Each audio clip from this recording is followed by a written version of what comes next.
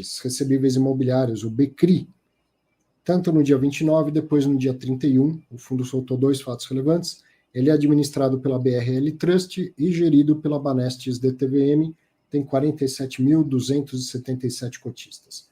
No dia 29, ele informou ao mercado que ficou sabendo daquela decisão lá da Justiça do Rio Grande do Sul, dizendo que a devedora lá desse grupo Gramado poderia ficar 60 dias sem pagar o CRI e que a securitizadora não poderia executar as garantias do CRI.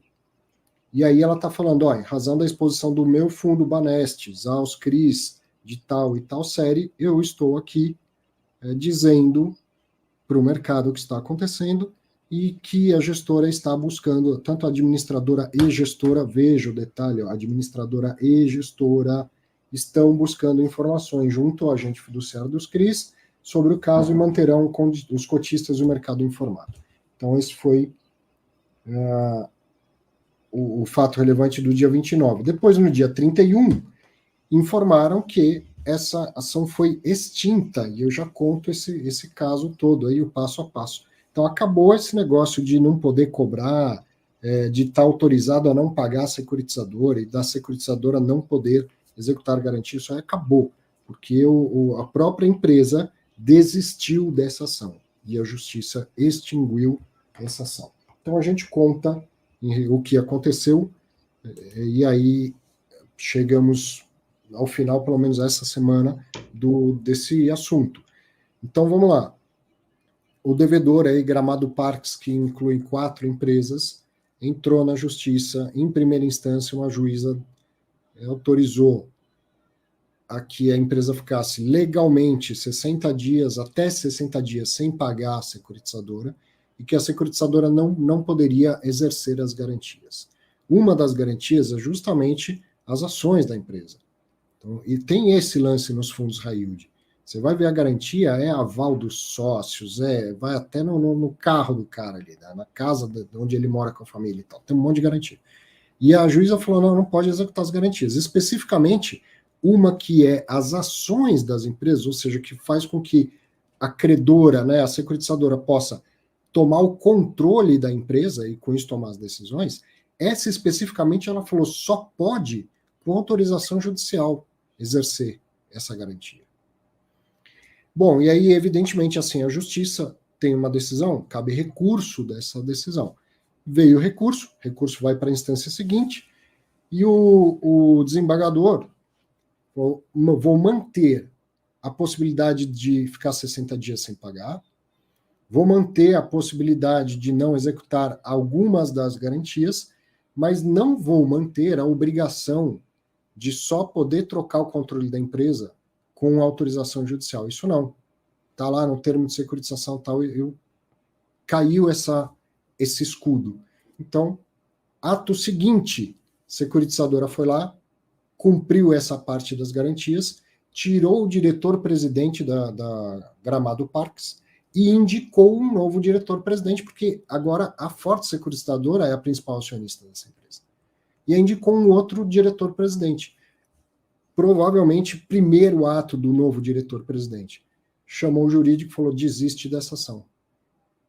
A gente vai pagar, a gente não vai mais ficar tentando na justiça ter 60 dias para não pagar e tudo mais. Então, esse foi o enredo dessa reviravolta que aconteceu, tudo legalmente e tudo de acordo com os ritos da justiça, tá? Mas a partir do momento em que, em segunda instância, tiraram a blindagem em relação a uma importante garantia, que é, olha, eu tomo as empresas, as ações da sua empresa, eu tomo o controle da sua empresa, a partir desse momento, a garantia forte foi executada e saiu um presidente, entrou outro indicado pela securitizadora, pela Forte Securitizadora, e esse novo presidente agiu em favor da securitizadora. Então, veja como esse teste importantíssimo para o mercado é o saldo positivo de tudo isso.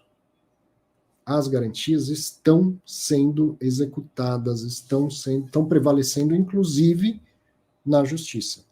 Esse é o lance. Tá? Isso é que é o que de melhor a gente tem para tirar desse episódio. Agora, perceba pelos outros fatos relevantes.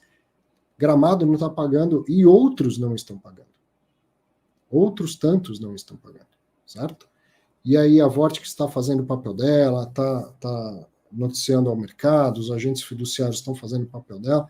Tem um problema de crédito sério acontecendo com os fundos high yield, na verdade, com qualquer pessoa nesse país, né? Até empresas grandes como Lojas Americanas, que não era considerada high yield e tal, tem um problema de crédito no país em relação a tudo que está acontecendo, tudo que aconteceu no passado recente também. Agora, lógico que o high yield é uma dívida ainda mais difícil de pagar e ela tende a despontar com mais problemas. Tem um problema de crédito, isso não foi solucionado, nem tem solução fácil de acontecer.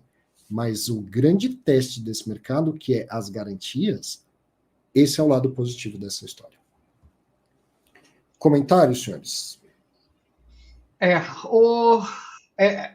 Agora eu vou deixar as perguntas que ainda não tiveram resposta, se você me permite. Só para lembrar, por 2 momentos eu lembrei de falar e não falei. Outra empresa que é do mesmo grupo, a Fortsec. Uhum. A securitizadora desses CRIs, a Fortsec, também é do mesmo grupo, do grupo da Levan, da Hectare e da RCAP.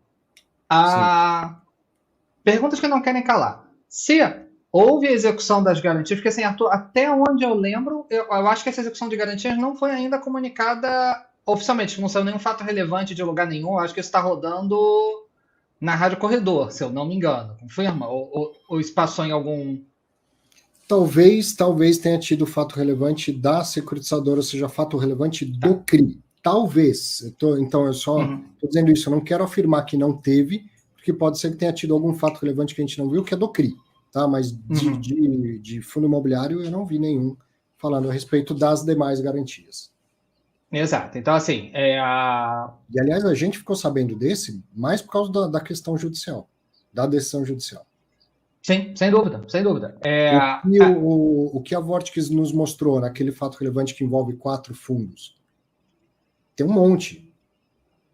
Tem um monte em atraso, há mais de 7 dias. E ninguém divulgou nada, então eu, Vortex, estou fazendo minha parte. Aqui, estou divulgando.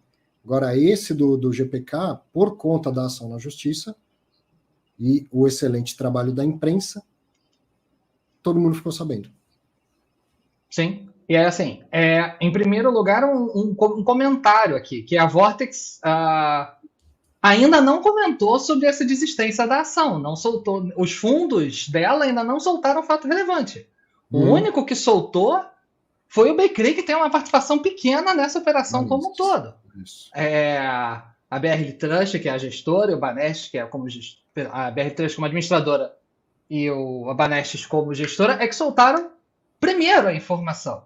E isso é interessante, porque, obviamente, quando você entra com um pedido de desistência, até ele sair, demora um pouquinho, ainda que seja de maneira liminar, etc., que leve algumas horas, etc., mas o Banestes informou antes, ele teoricamente seria o último a saber de todo esse grupinho, digamos assim, última hipótese, ele seria o último. E, na verdade, ele foi o primeiro a divulgar. Se houve realmente a execução de garantias, as cotas ou ações do GPK eram do Serra Verde. Então o Serra Verde perdeu suas garantias. Ele era dono de 100% das cotas. Não é que assim, tinha um percentual que o Serra Verde era dono e tinha um percentual que tinha um outro dono e isso é que estava alienado fiduciariamente ao CRI. É interessante entender como isso impacta o Serra Verde, porque afinal de contas então ele ficou o quê? Ficou sem garantia? Agora os fundos vão passar a ser os donos da GPK, mas ao mesmo tempo muitos deles investem também no Serra Verde, que ficou agora valendo menos, porque perdeu seu praticamente único patrimônio.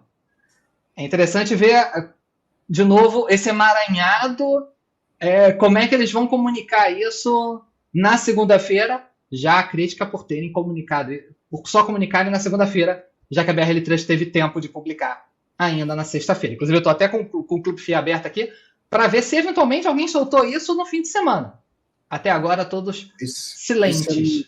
uma outra coisa que lembrei, eu também acabei de lembrar de algo que eu queria falar, por isso, Leandrinho, desculpa eu passar na sua frente aí, que é o seguinte: somos todos aqui apaixonados por fundos imobiliários, eu vou mais uma vez defender essa indústria, o quanto esse negócio é sensacional, que é, cara, tem gente que não pagou ainda, ninguém está sabendo, não sabe se as garantias estão sendo, não sabe, mas sai fato relevante. Alguém fala.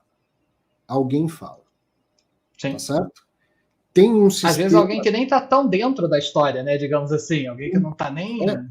O mesmo em relação ao mercado de securitização, a meu ver, na minha opinião, tem gente que discorda. Fundo imobiliário é um instrumento de securitização, tá? Mas vamos lá. O CRI, que é claramente um instrumento de securitização, olha o quanto esse negócio está funcionando direitinho, um sistema de freios, contrapesos, garantias, fato relevante, agente fiduciário, alguém vai lá e põe a boca no trombone. Não é que você que está assistindo fala, cara, acho que tem um monte de problema em fundo imobiliário que ninguém está contando para ninguém. Não é assim. Não é assim. Mesmo esses em que as gestoras estão se comunicando pouco, mas o administrador vai lá e fala, eu vou até para que eu não me implique, até para eu me precaver de problemas no futuro com o regulador e tudo mais, ele vai lá e solta o fato relevante, todo mundo está sabendo. E estamos aqui discutindo. Né? Então, eu continuo falando, essa indústria ela é segura. Quando eu falo que ela é segura, não é que você não vai perder dinheiro, isso não existe. A segurança não é quer segurança, põe dinheiro na caderneta de poupança em menos do que 250 mil, porque a segurança da poupança é só FGC, mais nada. Agora, você não vai ter um problema e falar, meu dinheiro evaporou, desapareceu, nem estava sabendo de nada, e pum, sumiu. Isso não existe no mercado financeiro em geral. Não existe. Tem um baita sistema fantástico de regulação, fiscalização e de transparência por fatos relevantes e tudo mais que não tem em nenhuma outra indústria, em nenhum outro mercado. E para concluir, desculpa, Leandro, eu acho que a pergunta mais importante de todas aqui é: quem viu a entrevista que eu fiz com o Lucas Elmore da Hectare há 3 semanas atrás e com a Kátia da RCAP há 6 meses atrás? Quem viu, comenta aqui do lado. Quem não viu, só olhar no YouTube da Click Invest que eu fiz lá e consegui fazer um ótimo jabá. Peguei bem o gancho. Obrigado. Até a próxima. Mas sim, fiz uma entrevista há menos de um mês atrás, com o Lucas Elmore da Hectare. Tá lá. E há 6 meses atrás eu fiz com a Kátia da RCAP, que é a gestora do Tord, do Serra Verde, etc, etc. Quem ainda não viu, veja. Quem já viu, vai ver de novo, porque eu ganho visualização. Por favor, obrigado. Vou assistir, Nod, vou assistir. Agora, o mais importante, eu acho, assim, que tá, a transparência que o Arthur está falando é fundamental e rolou a transparência. A transparência, todo mundo sabe que o HCTR é um fundo high yield, ponto final. Não está ali ninguém enganado, está tudo certo. O pessoal que compra HCTR, que compra Deva, que compra Versace, sabe que está correndo um certo risco, e se o investidor topa aquele risco, ok. Não é questão que é fundo ruim ou é bom, é ruim. Não, depende do perfil do investidor. Se ele aceita tomar aquele risco para ter um rendimento a mais, quando estava tudo bem, todo mundo felizão. Agora deu um pauzinho, vamos dizer assim, o pessoal já começa a dar uma estressada, mas está sendo válido o que o Arthur está falando aí, que está vendo como que funcionam esses mecanismos de garantias, e está funcionando. Isso eu acho legal. Agora, se falar mais na questão macro, Arthur, a contração de crédito que está rolando está gigante. Então, qual que pega primeiro? Pega logo os que tem mais risco, né? Exato. Você pega lá os CRIs, né? Tem aquelas 3 modalidades de CRIs. O Nod fez uma live. Vou fazer mais um jabá para você, Nod. Você fez uma live falando sobre as modalidades de CRIs. Quer explicar aí para o pessoal? O CRI com mais risco, que enche high grade, high yield. Eu já fiz bastante jabá, mas sim. E agora fazer um jabá do Clube FIA. Também minha última live há 2 semanas atrás foi sobre garantias de CRIs. Quais são as garantias mais comuns? Algumas que o pessoal acha que vale muito a pena, que são fantásticas, que são importantíssimas. eu acho que não são tão importantes, e outras que o pessoal às vezes não dá tanta relevância, para mim são mais fundamentais. Então, há 2 semanas atrás eu fiz uma live no Clube FI falando sobre garantias de CRIs. Então, quem quiser devanear sobre isso, quem quiser passear sobre esse assunto, lá no Clube FIA, minha última live foi sobre esse assunto. Obrigado por mais uma oportunidade de jabá. Eu aproveito esses ganchos. Não, mas você não falou, mas eu vou tocar no assunto. Você fez um vídeo sobre os CRIs subordinados, os CRIs mezanino e o CRI sênior, né? Que é aquele que... Qual que tem um prêmio maior? O prêmio maior é o subordinado e o júnior. Mas também, se os caras lá não pagarem, o que vai sofrer primeiro vai ser ele. Então, é questão do risco-retorno. E o sênior vai receber primeiro, antes que todo mundo. Então, ele tem um retorno menor. Então, ele tem um retorno maior, porque ele vai receber primeiro. Agora, o júnior, que vai receber por último, ele tem um retorno maior. Então, se aquele empreendimento der tudo certo, quem que vai sair ganhando? O júnior, o subordinado. Mas se der um erro, se a crise acontecer, crédito privado, os créditos estão sendo mais contraído, começa a dar pau, o sênior está mais protegido. Mas ele passou a vida inteira ganhando menos e teve que aguentar ganhando menos. Então, agora ele colhe os frutos de ter ganhado menos no momento da crise. Eu achei legal essa live, muito boa mesmo. Valeu, obrigado.